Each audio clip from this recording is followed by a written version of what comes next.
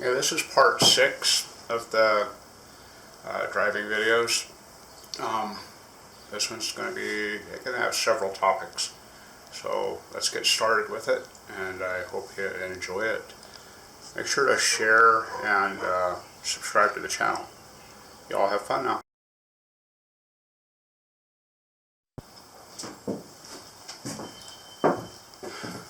Okay, boys and girls, I'm back again. It's a nice day outside. I'm going to try and go for a ride here in a little bit. But I want to get this out of the way before I forget everything. This is the 6th part in the series. This is on passing again. This is for 18-wheelers, people in general, and motorcycles. If you're out on the highway, and this is kind of a really bad deal, I think, but if you're out on the highway driving down the road, and let's say you're on a 4-way interstate, and you're driving down, going, say, 78 miles an hour down the interstate, and you come up behind a whole bunch of trucks, it's never, ever, ever going to fail that one of those trucks, the very last truck in the line, is going to pull out to pass the others. Well, you all know what happens. You have this truck. That's the interstate. Let's say this is all going this way. Southbound or eastbound lane would be over here somewhere. That lane's going west. You all know what happens. You have this truck here. You have this truck. Let's say he's right here. And you're getting ready to pass all these guys. You're going 78 miles an hour. This guy's going 65. This guy's going 65. So what happens is when you're just ready to go by these guys, this truck will pull over here. So now this truck is in front of you, and you don't have enough room to go around, and it's stupid to do that anyhow to get run over. So now this truck's going 65 and this truck's going 65. Let's say this truck's going 65 and 3/4 and this truck's going 65. How long is it going to take this truck at 65 and 3/4 to pass this truck? 5-6 miles. It's going to take a while. And chances are there's another truck in front of this one going 65 and this guy's going 65 and 3/4. And he's going to want to pass that one. Well, they may eventually pass each other and you can go on around. Well, that's great, but it just took you forever and you're getting hot and pissed off. Well, they have every right to be on the road too, but this is just kind of incourteous, I think. It's just not courteous.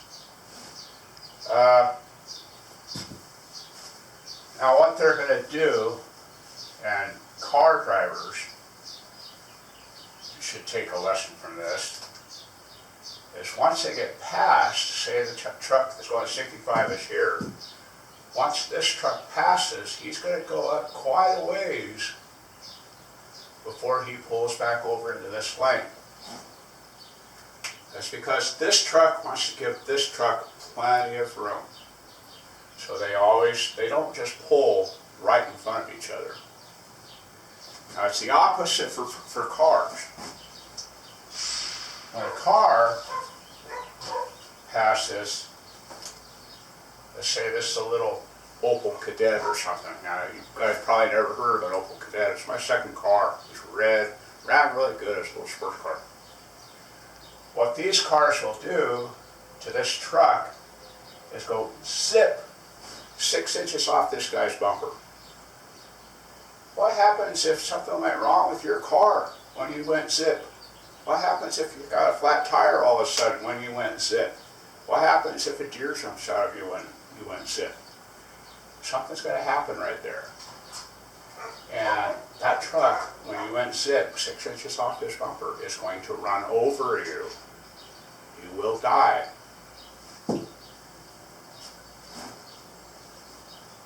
But it doesn't matter if that's a truck or a car or what. You could have 2 lanes or 2 cars on the interstate. This one's going 75, this one's going 78, and that car, there could be not another car in sight. You know, you're supposed to look as far as you can down the road. This car is going to go zip 6 inches off your front bumper. Don't do that. When you pass somebody, wait.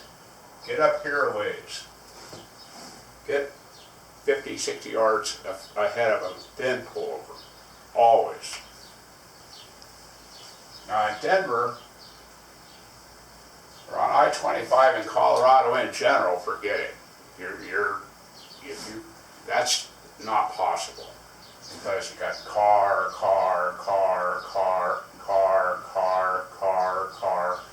and they're just playing pole position here, trying to get back and forth into each other's path.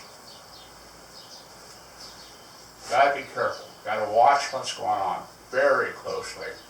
If you don't, you're gonna die. Now another thing about trucks, if this is towards the truck drivers, I'm talking to the truck drivers. If this car is going, or if this truck is going 65, and this truck pulls up here and now he's passing this guy at 65.2, how long is it going to take that truck to get around this truck? Now, a lot of I-80 is 80 miles an hour again, still. It's going to take this truck 5 miles, like I said, to get around this truck, if it gets around it at all. My message to that is, if you can't pass them, don't try. Don't try. Because all you're doing is blocking traffic. You're not getting anywhere. And chances are, you're going to hit a hill somewhere, this truck's going to get ahead of you, and you'll have to pull back over here behind it anyhow. If you can't pass him, don't try. Now, motorcycles. Now, I don't call myself a professional motorcycle at all, but I'm still alive, and I've been riding for a lot of years. Motorcycles. You get back in here, there's your bike. There's a lot of turbulence in here. And we're all used to that. We don't mind that turbulence. It doesn't really bother most of us. You know, Wyoming is different. You're going to have a wind, and it's 30, 40, 50 miles an hour coming across here like that. So now the turbulence is going to be over here. You're going 80, let's say 80, this truck's going 65. Let's not even do that. Let's just do 75 down here. Let's do 70 here. Some of the trucks out there will go actually 75 or faster. So you're driving 75 and he's going 70, and you're going to go into this lane. You're going to hit his turbulence over here. Be ready for it. You just have to be ready for it.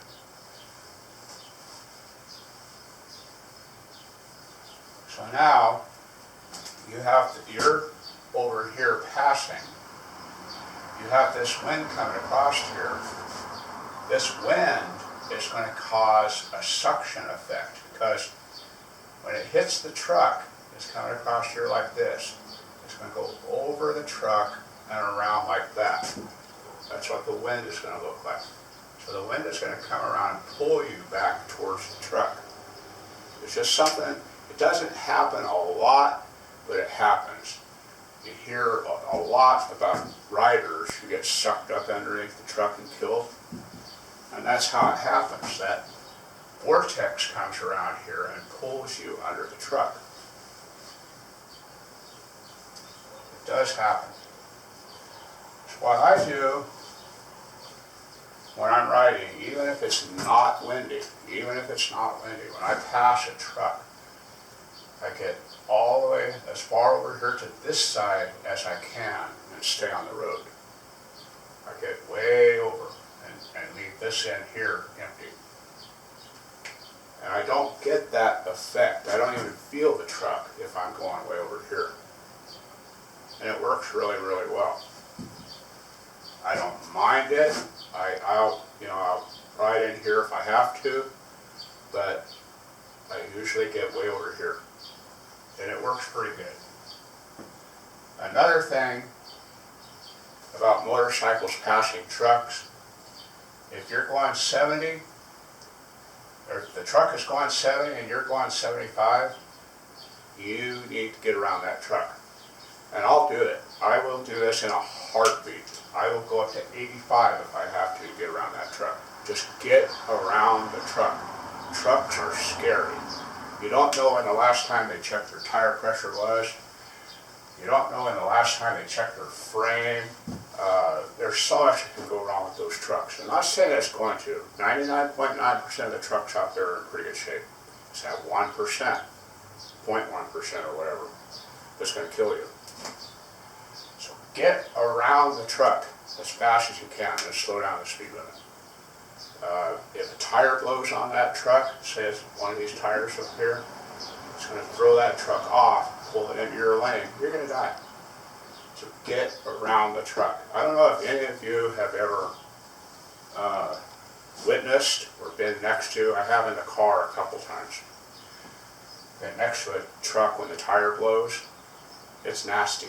There's pieces flying all over the place. I've never been hit by a piece or hurt by a piece, but it's loud, it's scary.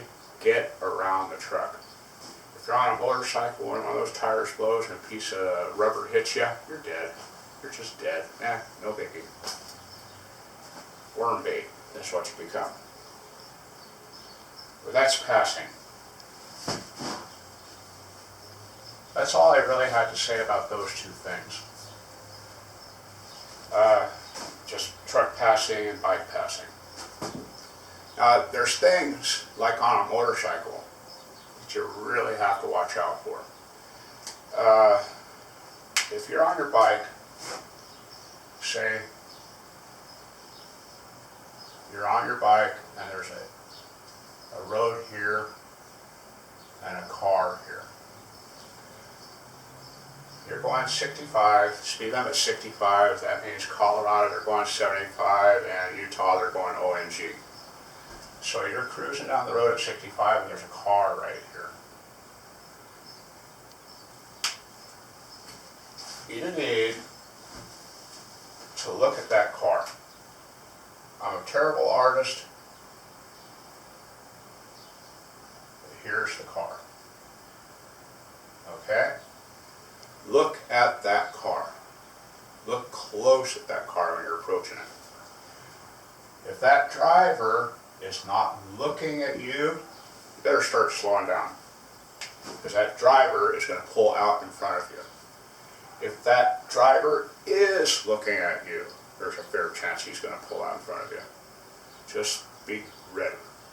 But if he's not looking for you or at you, you better slow down, because he is going to pull out in front of you. If the thing here you want to look for is the driver, you want to check the passengers if they're looking at you, everything. Just make sure that car's looking at you before you go through that. Look under the car. If you see a pair of wheels, you know how small some of these cars are, these little micro cars, they hit a deer and they're totaled. They can hide behind a full-size car. So look under the car. If you see two wheels back there, you better be slowing down, because that car can't see you and they're going to be pulling out in front of you.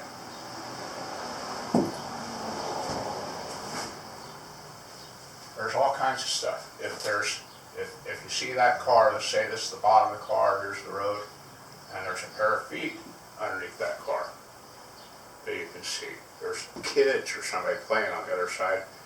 They're going to be rolling out in front of you. And that's true not only on a motorcycle. This is true in your car, in a big truck, whatever you're driving. Watch the car in front of you. If you're coming up on an intersection and you see a car there, make sure that car's not going to pull out in front of you. And they will. If you watch YouTube much, go on and look for motorcycle wrecks. Go on YouTube and just look for motorcycle wrecks, look for car wrecks. A huge number, probably half or more, are cars pull out in front of the rider. because they aren't looking for you. And it doesn't really matter if they're looking at you, they're still not looking for you. And they don't even know you're there. They think, oh, it's a motorcycle. Trucks, and I will say trucks, pickup trucks.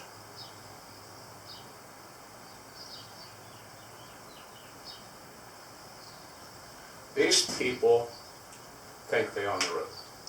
I'm not saying all of them, but 89% are good. The rest are not. They own the road. They are faster, bigger, meaner, blah, blah, blah. They own the road, and they will run over you. They don't care. I've seen way too many of them. High school kids, like the one that almost ran over Sue and I. You know, we're driving down the road, and there's cars coming. There's a light up ahead. Cars over here. There's probably 8 cars. And we're still quarter mile or less from the light, and here comes a pickup. It was a pickup, a nice new pickup truck.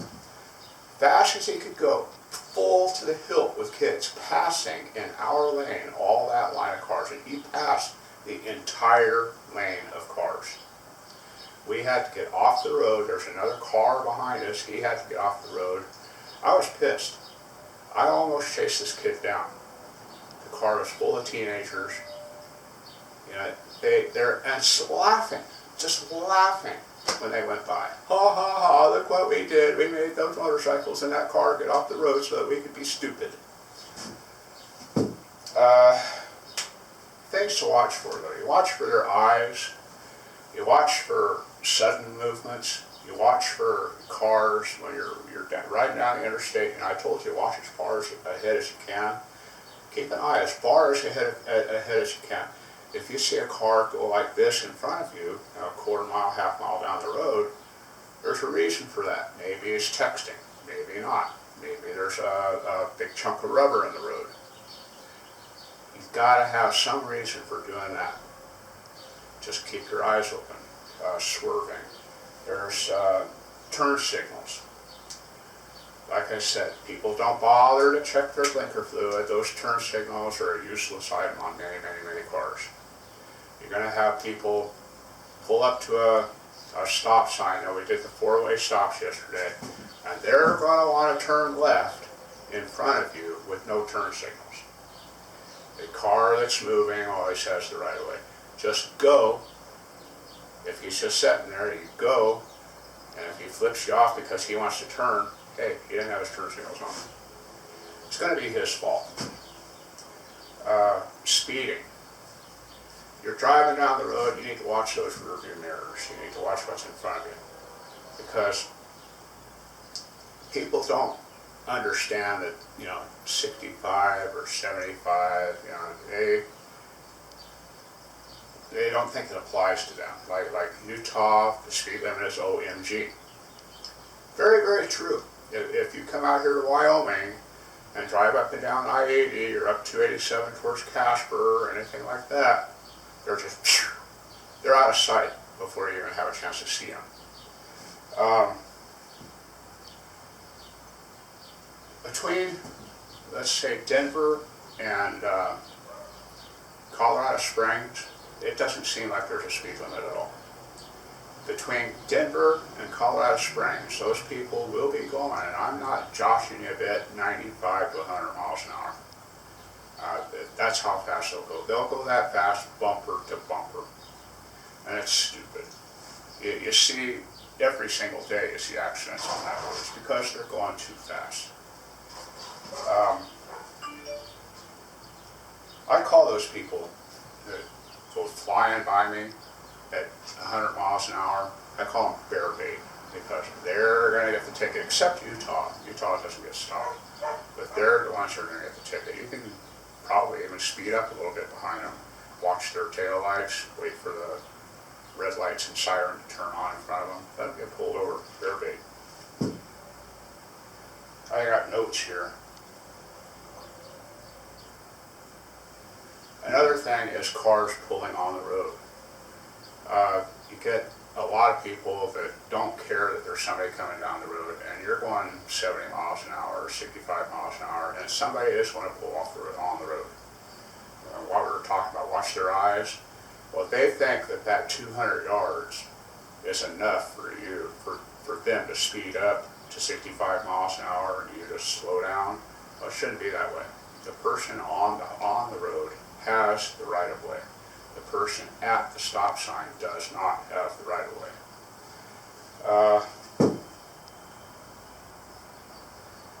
Sudden stops. Like in Denver, you're at 65 miles an hour, let's say, going through Denver, speed limit on I-25, and all of a sudden traffic just stops. Remember what I said about looking as far ahead of you as you can. I almost got that fly. Had him in my hand, he got away. Look as far as ahead of you as you can. There might be a deer, somebody, oh, this is a bad one. Cruising down the road on Highway 56 or 34, whichever, between Estes Park and Lyons. And all of a sudden, all the traffic just skid marks, all of it, to take a picture of a deer or a gopher or a pretty tree. People are stupid, just no apparent reason. Okay, here's one. It was a couple winters ago, I think it was last winter. I was driving from Rollins to Estes Park, and I just came up to the Colorado border on 287. The road was icy as heck, and I wasn't going the speed limit. There's a truck behind me. I was going maybe 50. There's a truck behind me. He was going the same speed. There's a car in front of me. He was going 50, and there's lots of room between us. There probably wasn't enough room, I'll admit it. There probably wasn't enough room on ice, but on normal. That's the end of part 6. I think I got rid of the fly finally. Y'all have fun. Make sure to subscribe to the channel and share the videos. I'm really having a good time making them. Make a lot of videos of the house down in New Mexico, and it's kind of fun, really. If you're not making videos, you're not having fun. I'm going to be going out for a ride here quick. Just need to get out of town for a while. Bye.